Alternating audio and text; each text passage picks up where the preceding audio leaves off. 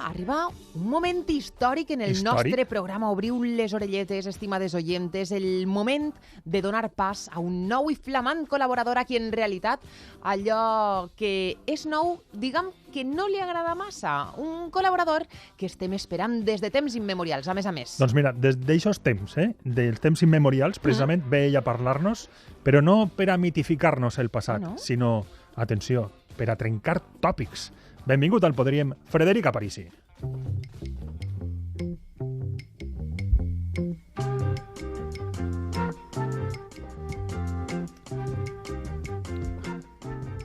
I és que ho acaba de dir Ramir, Amb esta sintonia de Jethro Tull iniciem una nova secció que porta per títol Trencantòpics. Tròpics? Està bé, Quin vols trencar? El de Càncer, el de Capricorni? No ho sé, però mira, Trencantòpics amb Frederic és tot com molt trabat, no? Vull dir, Frederic Aparici i Romero, I d'ells se'n poden dir moltes coses, per exemple, que és professor d'Història Medieval de la Universitat de València, que és també divulgador amb el grup Arca, també unes altres coses, com que pertany a la secta del CrossFit, però el que jo vull destacar és que Frederic és pixaví de Gandia. Bon dia. No, fora la música. No, ja està bé. Xico? O sigui, no pot ser això de Gandia. Però quin hate, quina cosa. Un complot. Vull dir, sembla que els aforabis voleu fer-se amb el món. Primer amb el programa i després amb el món. Jo ja no puc més. Amb el món no, però ara mateixa, vull dir, és una cosa que és evident, així dins som majoria. Frederic, benvingut, ara sí, que no ha dit ni pruna encara, pobra persona, hola. Hola, bon dia. Com estàs? Bon dia. Bé, molt content i he de reconèixer una miqueta nerviós per estar així, perquè la veritat és que estàs entre amics. Home, t'he presentat dient que la teua secció es diu Trencant Tròpics, o sigui, vull dir, això ja...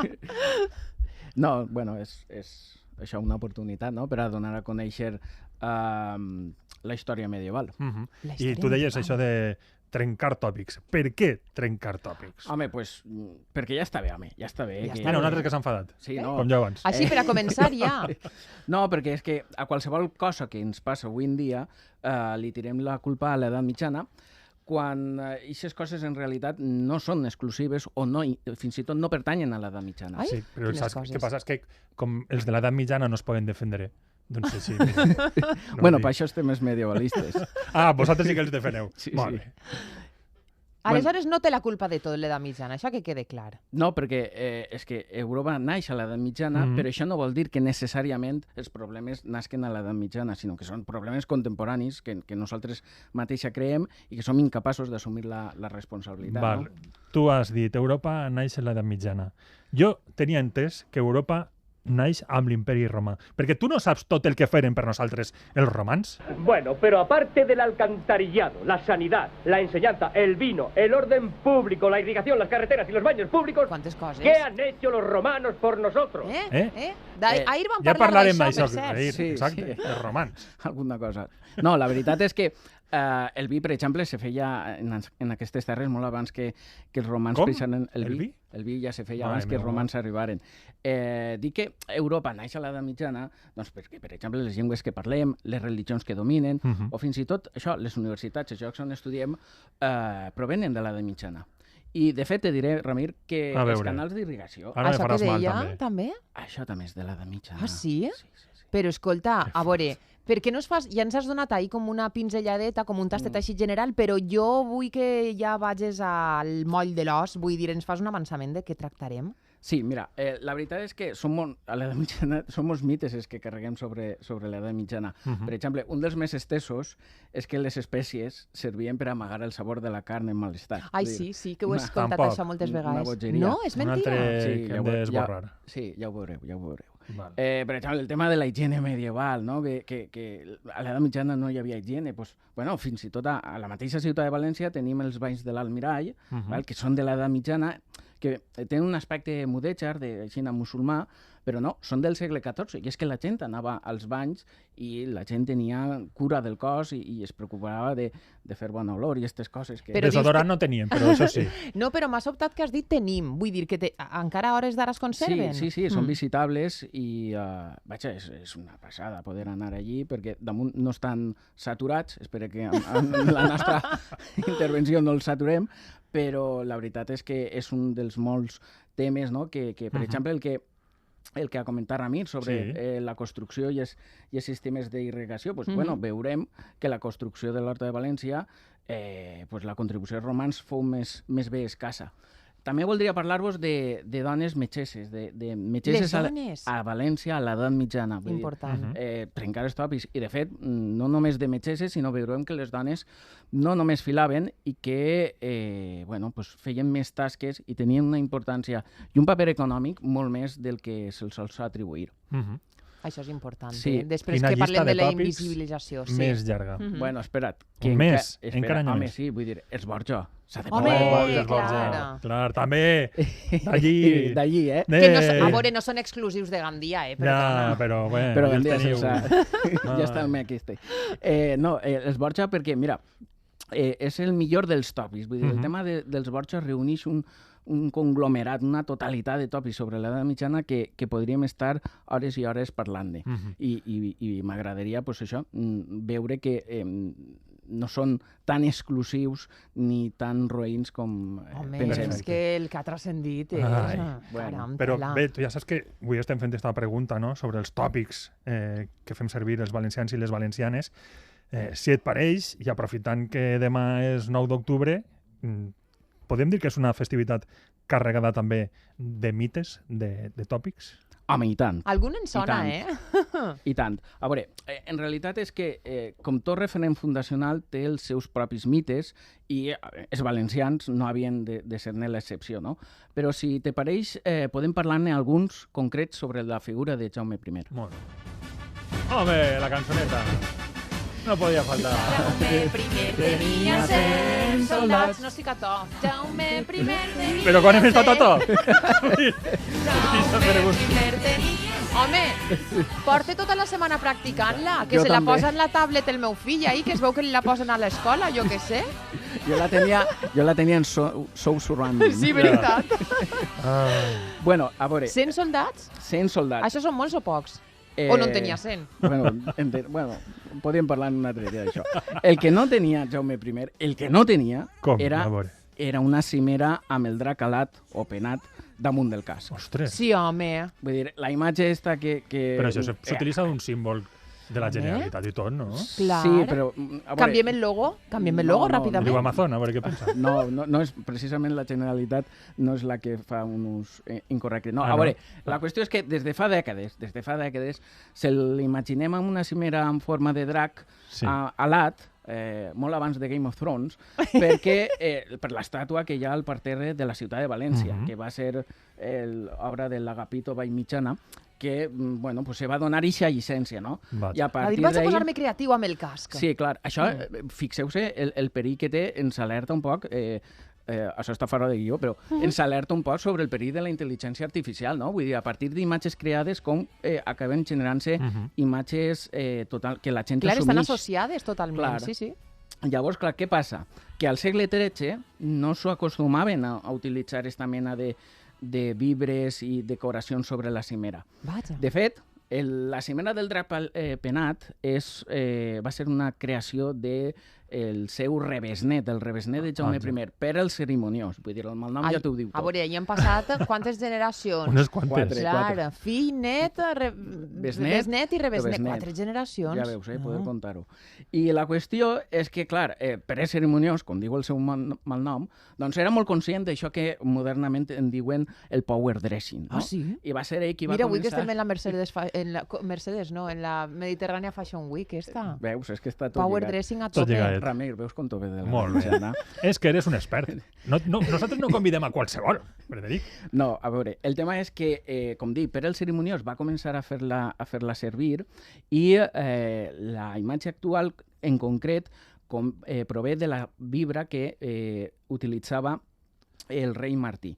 El rei Martí, que per cert va ser l'últim rei del llinatge de Jaume I, la va concedir a la ciutat de Mallorca perquè representara la figura del monarca en la seva festivitat nacional, el 31 de desembre de 1229, quan Jaume I el conqueridor, per algo se diu el conqueridor, conquerir la ciutat de Mallorca. Però estàs parlant de la vibra i això és una part del casc, també? Sí, vull dir, perquè així hi ha molta gent jove que dirà la vibra és la sensació que et causa alguna cosa, no? Què onda, què vibra?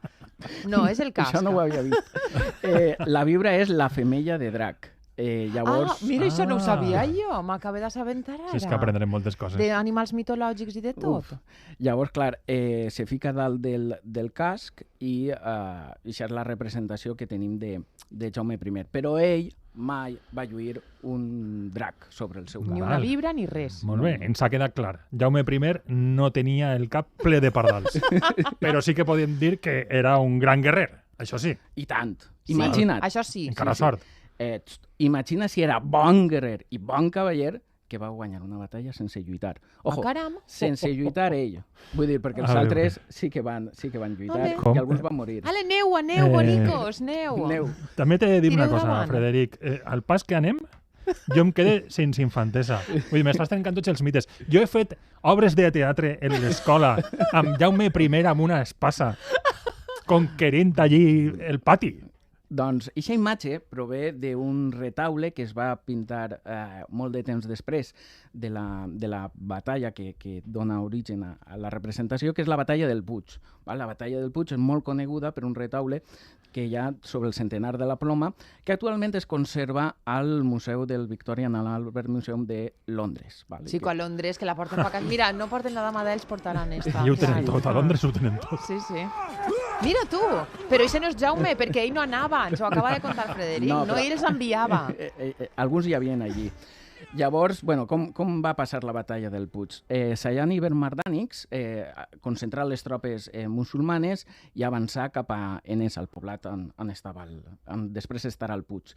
I, segons la crònica de Jaume I, hi havia al voltant de 600 cavallers i 11.000 peons. Òbviament el que ho conta és ell, vull dir... Llavors, què va passar? El 15 d'agost de 1237 varen atacar els musulmans després de que Jaume I haguera deixat el campament en direcció a Osca. Per tant, Jaume I no va estar en la batalla. Mira tu. Que van guanyar els cristians, malgrat que va morir un dels seus principals líders i capdills, que era Bernat Guillem d'Entença, tio de Jaume I. I això li va colpir durament al rei. Sí, li va colpir, però diu, menys mal que no vaig anar jo, que si no haver sigut jo. Però escolta, a mi... No, anava a dir-te que el sepulcre, que és un dels pocs sepulcres medievals que conservem a València, es conserva i es pot visitar a l'església, el monestir de Santa Maria del Puig. Mira, i es pot visitar i tot. Mira, a mi està donant-me molta calor tot això de trencar mites, fa molta calor ahí fora, parles de Jaume I i a mi el que m'avellís és prendre'm una horxata, és una connexió que faig ahir, clar, immediatament. Home, normal, parlant de Jaume I, fa calor, tot això. No, molt ben dit, perquè tu sabies, i això, vull dir, si això no és així, jo me'n vaig d'aquest estudi. Jaume I va inventar el nom de l'orxata. Per això dic jo que m'avellís, perquè estem parlant d'ell, fa calor. No, és veritat, Ramir. Jaume I va inventar el nom de l'orxata. Gràcies, ja era hora, que em donaves la raó en algun moment. No, perquè tu també a mi. Li diuen llet de xufa, saps? Vull dir, i clar, ell va dir allò de això no és llet, això és horxata, saps? Clar. En plan, no sé, pues, anunci d'un italià, no? Però com sabeu, és que Jaume I era vegetarià. Com sabem? Doncs jo no ho sabia, de veres. I no bevia llet de ja dic que me'n vaig a l'estudi. Mira.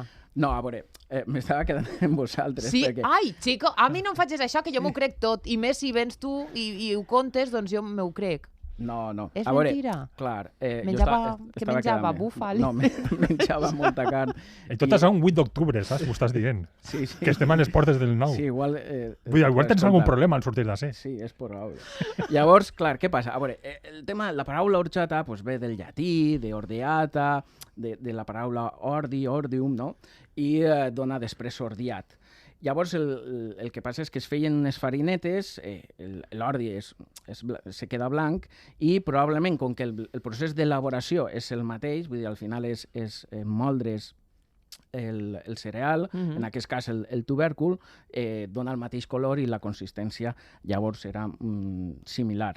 I suposa que per transposició del nom, d'ahir vindria el nom horchata. Però dubte molt que Jaume I, només per qüestions de seguretat, s'acostara a la població indígena, fins i tot a les dones. Jo trobo que això quan ho pengem... Mira, Patri és la nostra tècnic, no sé si tens el plaer de conèixer-la. Ara, això, abans de pujar-ho al podcast, tu talles este tros, perquè jo continuaré pensant que Jaume I és el que li va posar el nom a l'horchata quan vega horchata.